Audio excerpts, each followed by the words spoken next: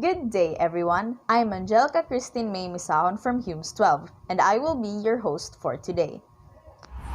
Long time ago, there were three countries that colonized the Philippines: Spain, America, and the Japanese.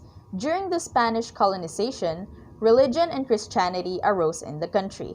During the American era, the enrichment of Philippine culture and education was empowered that somehow played a major role during the Japanese colonization, which is considered to be the golden age of Philippine literature.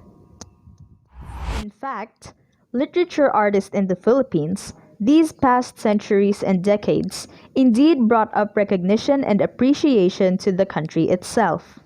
A widespread conception that placed the role of literature as a dispensable activity, useful for cultivating sensitivity, opening one's eye into social realism, good manners, or even our own must-heard history.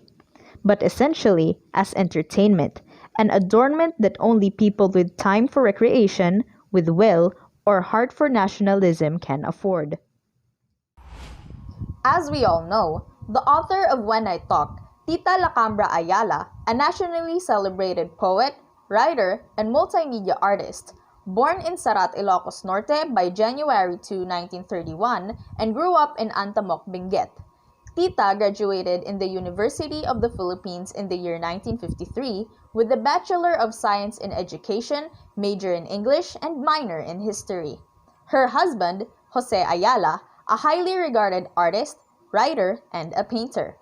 She has 6 children with the names Cynthia Alexander Ayala, Monica Ayala, Laura Elizaga Ayala, Jose Joey Ayala, Fernando Pido Ayala, and her second son who passed away several years ago, David Ayala.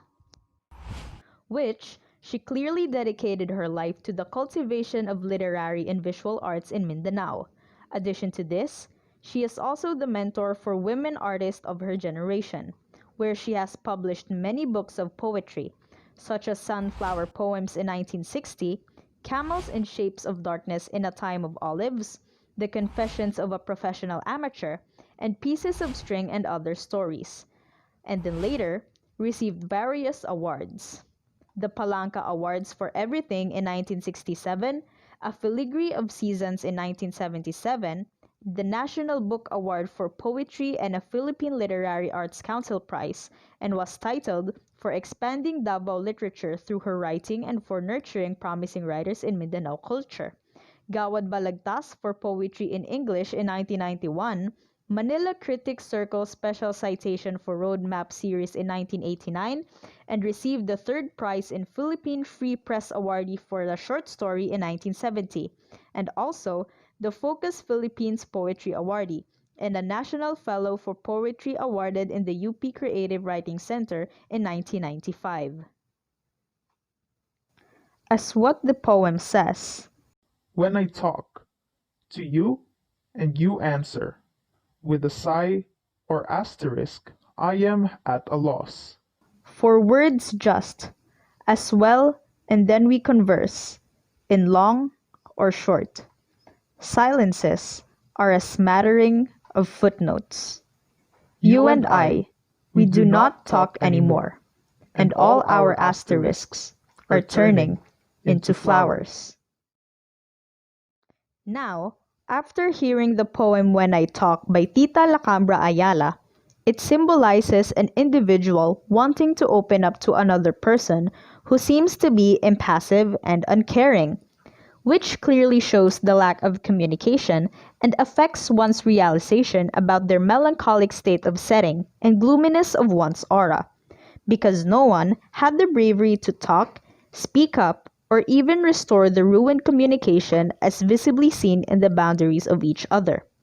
Whether it may come as a long distance or short, silence of woe just keeps its bloom like a flower indeed.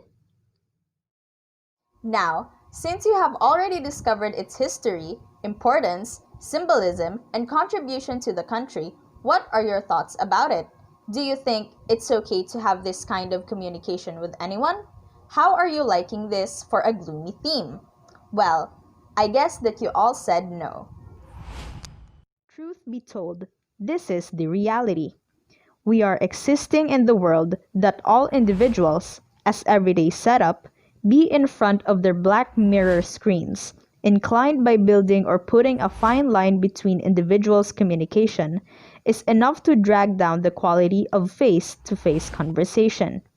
It doesn't just promote poor communication, but our morale and social ethics to socialize to one another are too diminishing.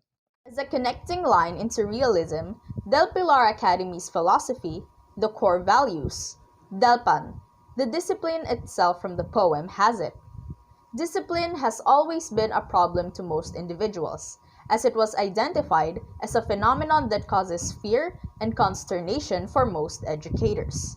For the reason that if we all manage to discipline ourselves enough to paying attention to people, listening, opening our ears to the people that are talking, then poor communication and blooming of asterisks wouldn't happen. The melancholic realizations, rather, wouldn't occur. Let us all remember to always take a break from this. Provide some time to talk, understand, and be a good listener to someone. The art is always you. This is Group 2 from Hume's 12. Have a great day.